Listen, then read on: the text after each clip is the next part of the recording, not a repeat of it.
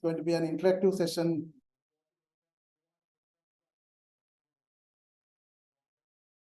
So thank you for all the questions, and shall we discuss a case scenario now to highlight about acute management. So this is a case I came across recently in here. So this is a 31-year-old previously healthy lady on postpartum day 1 who had emergency LSCS, complaint of presented with sudden onset shortness of breath, chest pain, pre-syncope, and there was no fever or cough. The examination, patient was in pale, slightly dyspneic, and blood pressure was 110/70, and heart rate was 100 beats per minute, tachycardic, and lung bases were clear, and JVP was slightly elevated. So the investigations are shown here. The investigations, normal WBC, HB was within slightly low, and platelet was normal and slightly desaturated. So ECG showed only sinus tachycardia. So the question is, what is the diagnosis? So this is going to be interactive session. Actually, anyone can answer, and hands up and answer. The registrars. It's not a difficult case, but you know, when the patient comes, they call me. That's the thing. Like, you know, shall we quickly go through this? Acute pulmonary embolism. So that is the diagnosis. So what are the other differential diagnoses that you have to consider in a patient like this? So why it is not amniotic fluid embolism? So amniotic fluid embolism, so you have to consider the incidence and all that. I haven't seen any, recently any amniotic fluid embolism patient, but it can be a differential diagnosis. It has to be considered when patient is suspected to have pulmonary embolism. So it is a rare, and it's a diagnosis of exclusion. And it presents with features of DIC. So there will be coagulopathy. That is a rare diagnosis. So peripartum cardiomyopathy is again not very common, but we do see patients every monthly life. So that present with left ventricular problem, mainly left ventricular. It could be right ventricular, present with heart failure and pulmonary edema. Myocarditis, again, patient will be ill-looking, having cough or fever, and again, patient will have features of pulmonary edema. So MI is rare. Actually, MI diagnosis is not difficult, right? But even though this is it is not easy sometimes to diagnose pulmonary embolism.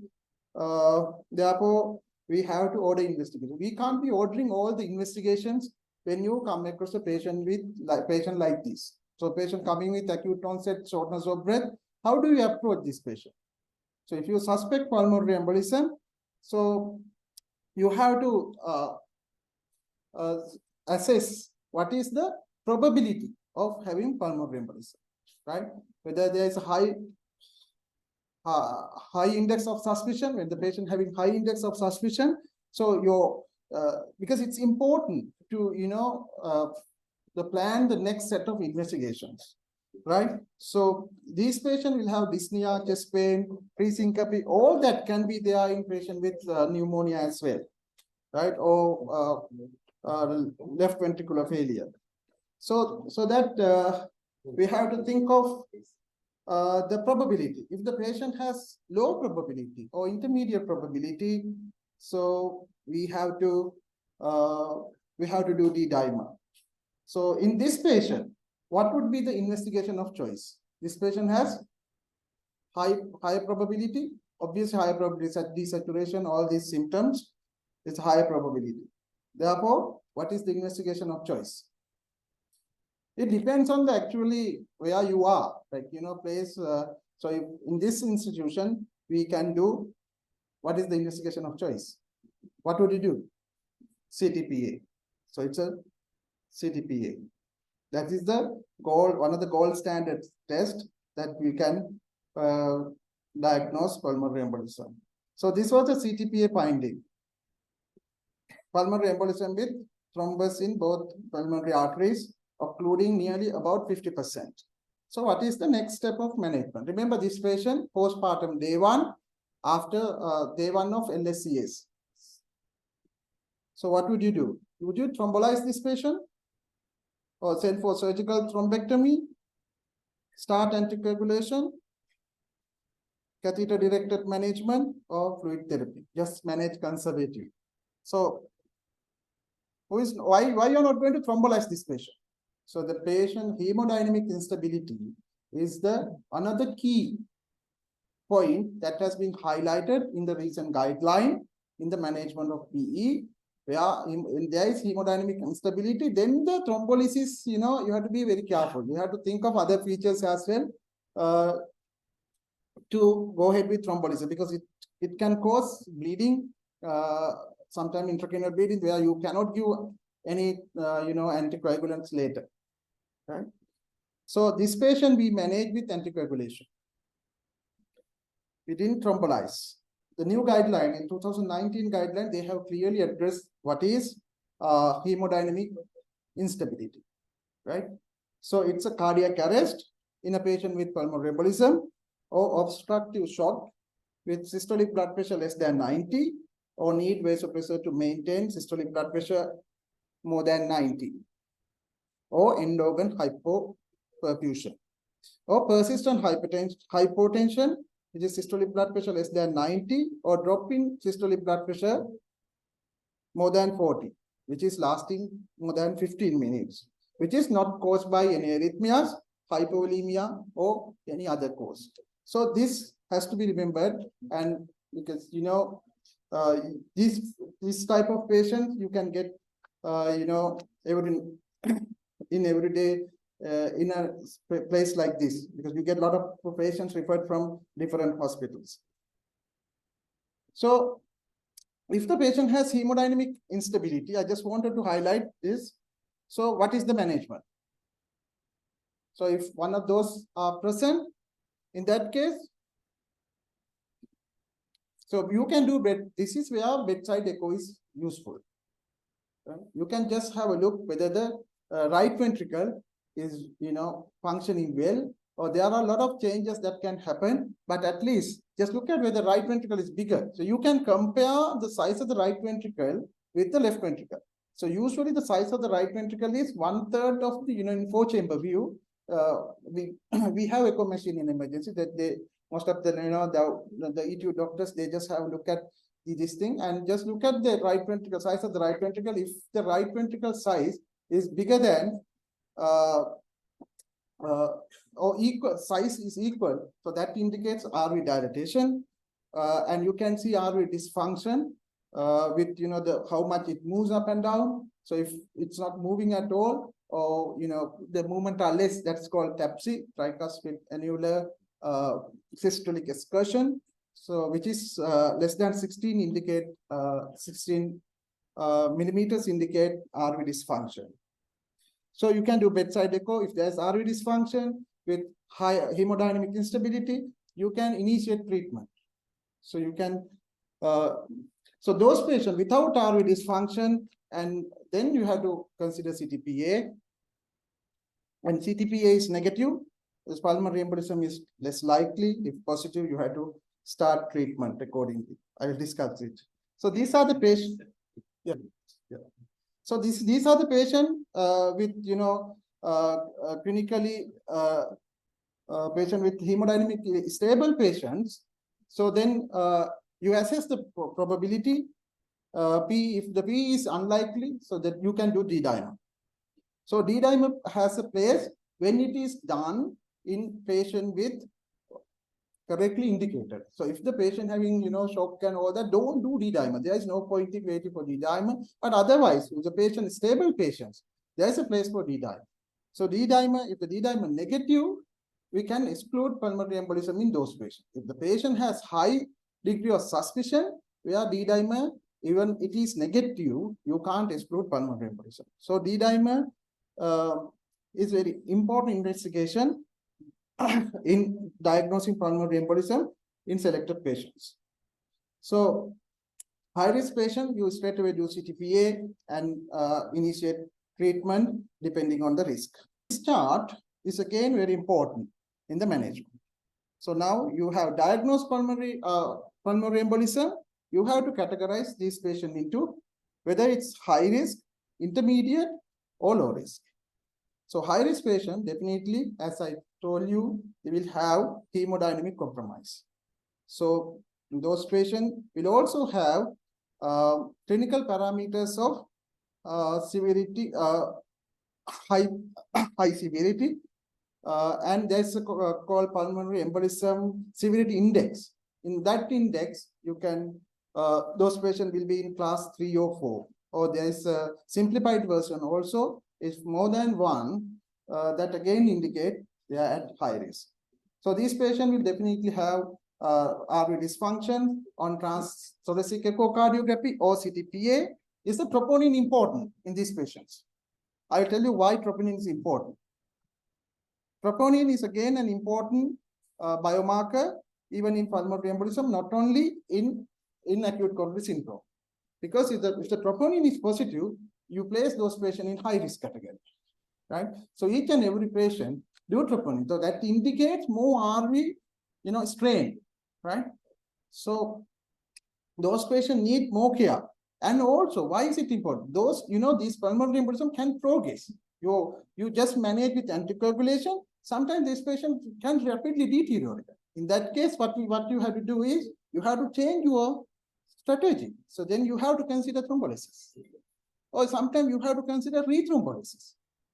Because, this pulmonary embolism is not easy like acute coronary syndrome. And the management is totally, different. The thrombolysis is different. So learn about it, right? The type of thrombolytics what you use is different. So I'll tell you that. So if you look at this algorithm, so you can see all patients who has diagnosed with pulmonary embolism need anticoagulation. Depending on hemodynamic instability, you decide what treatment you give. So hemodynamically, according to the previous chart, if the patient is at high risk, you have to do reperfusion. So reperfusion is in the sense, it is thrombolytics, right? I'll tell you what thrombolytics can be used in pulmonary embolism. So if they are hemodynamically stable, then you have to assess the other factors. As I told you, whether the comorbid illness, RV dysfunction, and troponin. Depending on those presence or absence, so if everything is absent, so then you can manage these patients as outpatients with anticoagulation. But you have to, educate them. If the patient progress, then you have to come back to the hospital. So there is a, you can see there's a spectrum of presentation and the management of in different depend on the risk of death and 1 month mortality.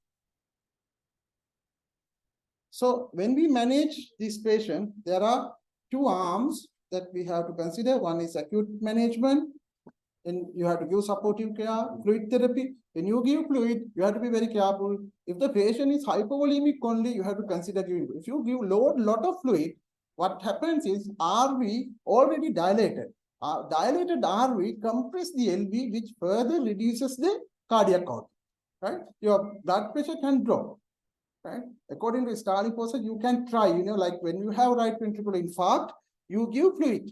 Why you give fluid? Because it, increases the output, right? Right ventricular output. What I'm talking about, right ventricular output, right?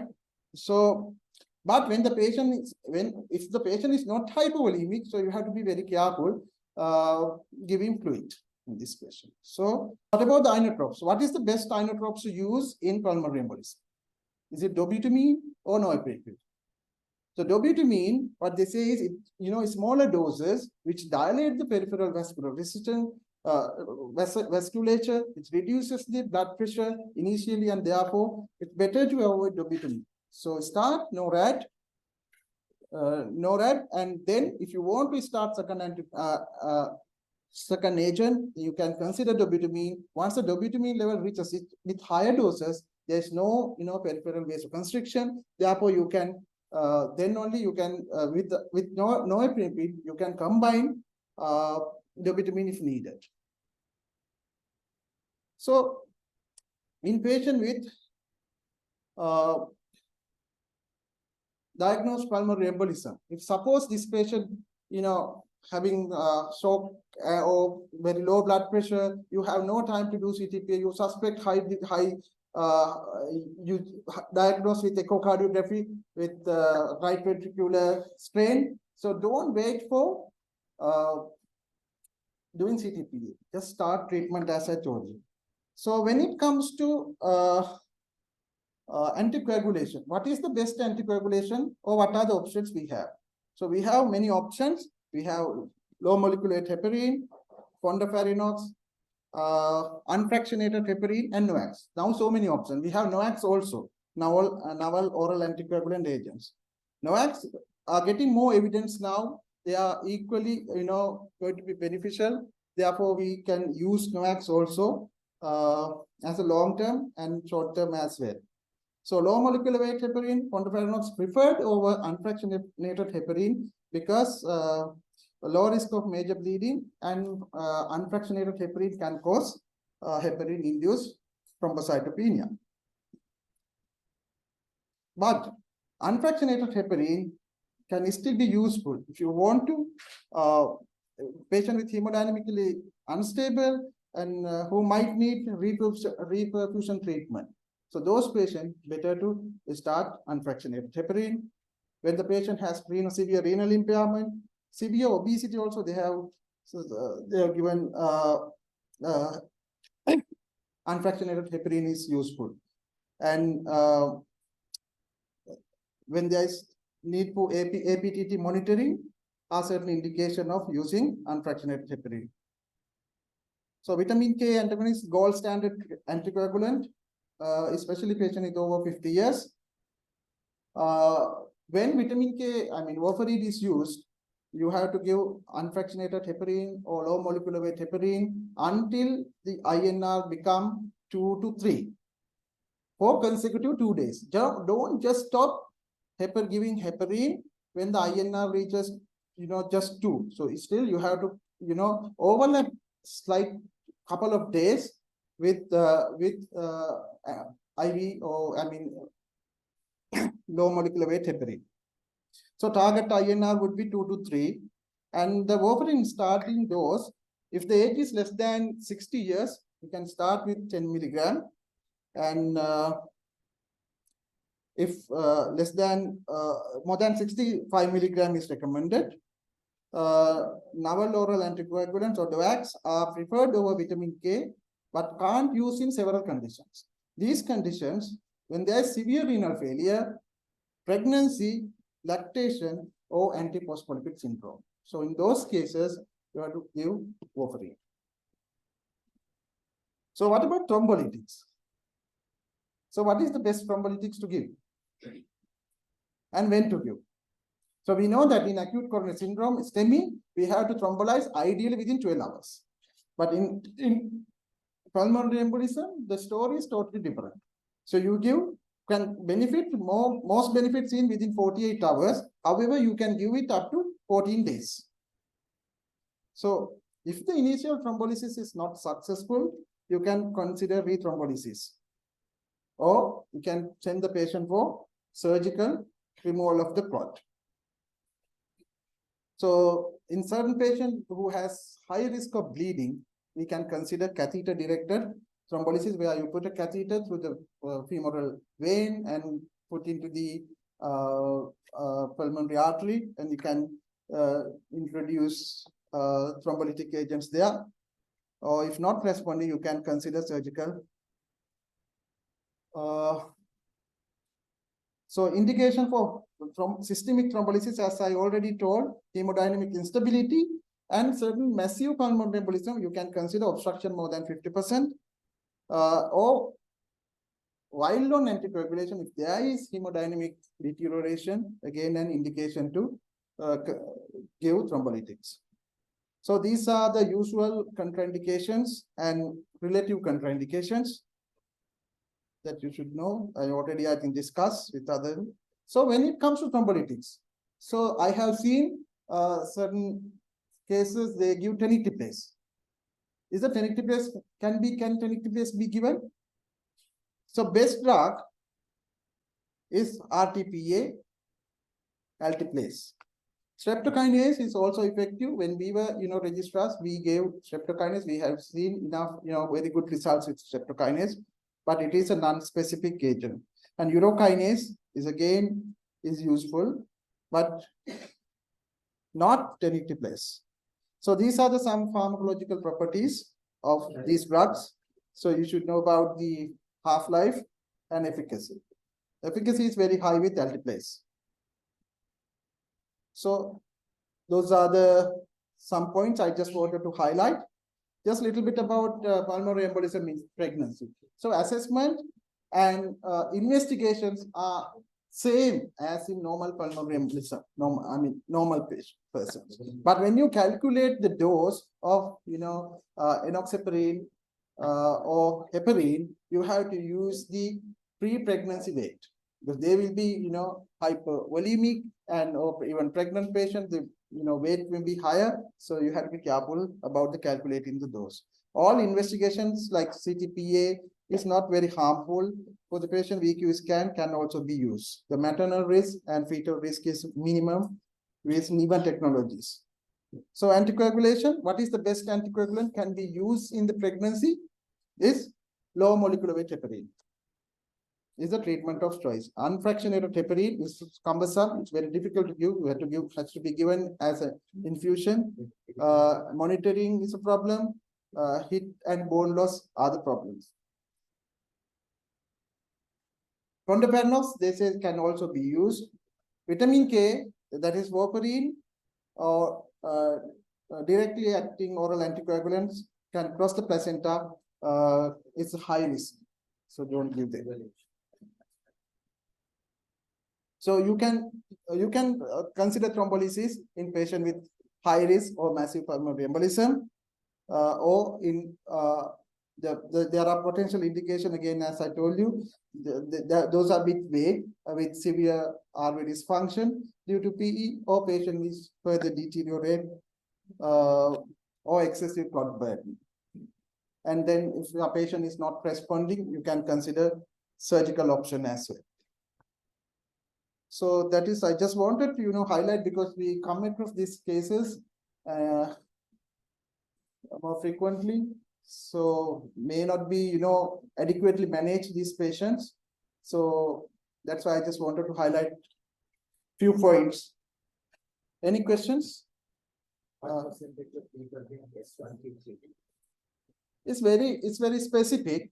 S1, so question is S1 Q3 T3 pattern. I think it's about I can't exactly remember offhand, about less than I have seen maybe about 10 to 15%. But if it is there, the specificity is higher. Is that correct, sir? Yes. Yeah, there are two scores actually: Wells score and Geneva score. Now the latest guidelines says the Geneva score. Yeah, to assess the probability of low risk. This kind of there is provoke embolism. Patient need to be on anticoagulation practice for 6 months. Now they don't talk about actually provoke, unprovoked words have been removed in the guideline actually. So what they say is, the risk, risk of getting further future events.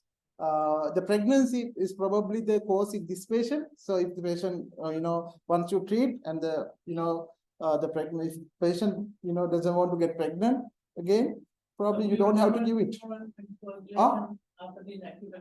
How long?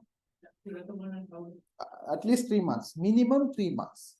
It's time to start our other session actually, so I can't entertain more questions, unfortunately. So Dr.